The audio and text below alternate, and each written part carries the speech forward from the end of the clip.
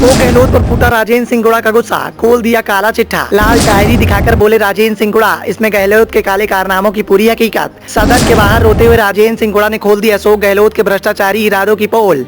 गुड़ा ने कहा, अशोक गहलोत के इशारे पर हुआ मुझ पर जानलेवा हमला, डायरी भी छीनी। राजस्थान में विधानसभा चुनाव नजदीक है, तो वहीं विधानसभा चुनाव की नजदीकियों के बीच में राजस्थान कांग्रेस में गजब की बगावत देखने को मिल रही है। बीते दिनों राजस्थान के मुख्यमंत्री अशोक गहलोत के द्वारा मंत्री पद पर विराजमान राजेंद्र सिंह गुड़ा को मंत्री पद से बर्खास्त कर दिया गया था।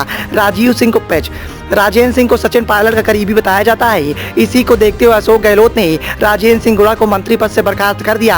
मंत्री पद से बर्खास्त होने के बाद राजेंद्र सिंह गुड़ा ने पार्टी के आलाकमान अशोक गहलोत को लेकर बगावती तेवर इख्तियार कर लिए। आलम ये हो गया कि राजेंद्र सिंह गुड़ा ने एक एक कर राजस्थान के मुख्यमंत्री अशोक गहलोत के काले कारनामों की फहरिस्त खोलनी शुरू कर दी। राजस्थान विधानसभा के अंदर और बाहर हुए हंगामे को पूरे देश ने देख लिया।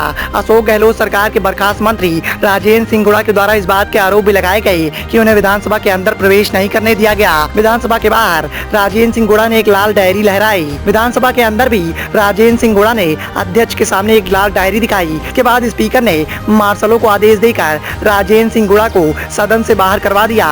विधानसभा से बाहर किए जाने के बाद भी राजेंद्र सिंह गुड़ा अंदर जाने की कोशिश करते रहे, हालांकि उन्हें सदन में जाने नहीं दिया गया। इसके बाद राजेंद्र सिंह गुड़ा मीडिया के सामने आए और यहाँ वो रोते हुए नजर आए। राजेंद्र सिंह गुड़ा ने मीडिया के सामने फिर से लाल डायरी दिखाई। राजेंद्र सिंह गुड़ा ने कहा कि मैं उस डायरी के माध्यम से बताना चाह रहा हूं कि किस तरह से कांग्रेस के नेताओं के ऊपर फिल्में बन रही हैं। मेरे पास वो डायरी थी, वो डायरी मुझसे छीन ली गई। मुझ पर 50 लोगों ने हमला कर दिया। मुझे लात घूंसों से मारा पीटा गया, जमीन पर पटक दिया गया।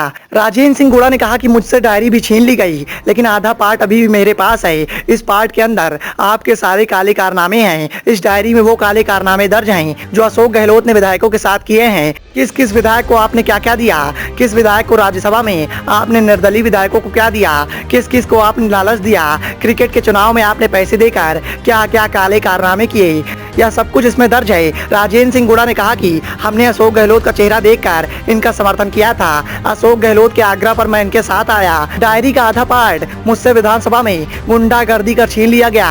राजेंद्र सिंह गुड़ा ने कहा कि अशोक गहलोत के इशारे पर मुझ पर जानलेवा हमला किया गया। अशोक गहलोत को भी इस बात का अंदाजा है कि अगर इस लाल डायरी के अंदर के काले कारनामे सबके सामने आ जाएंगे तो भ्रष्टाचारी इरादों की पोल खुल जाएगी। इसी बात से डरते हुए मुख्यमंत्री साहब ने अपने इशारे पर मुझ पर जानलेवा हमला करवा दिया। लेकिन राजेंद्र सिंह गुड़ा ने कहा कि मैं आगे भी इन काले कारनामों का खुलासा करूंगा।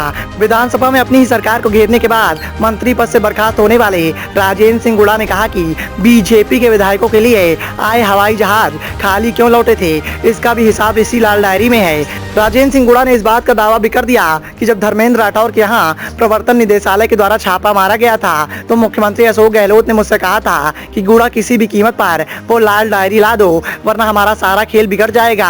राजेंद्र सिंह गुड़ा ने कहा कि धर्मेंद्र सिंह राठौर के फ्लैट में जाकर मैंने गेट तोड़ा और फिर ग्रिल काट कर लाल डायरी लाई थी। इतना सब कुछ करने के बाद भी जिस तरीके से मुझे दरकिनार किया गया उसका मुझे बहुत दुख है, और जिस तरीके से अशोक गहलोत के द्वारा आज मुझ पर हमला करवाया जा रहा है वो कहीं ना कहीं अशोक गहलोत के भ्रष्टाचारी इरादों की काली हकीकत है जो मैं सबके सामने ला कर रहूंगा। Bureau report, the noise of India.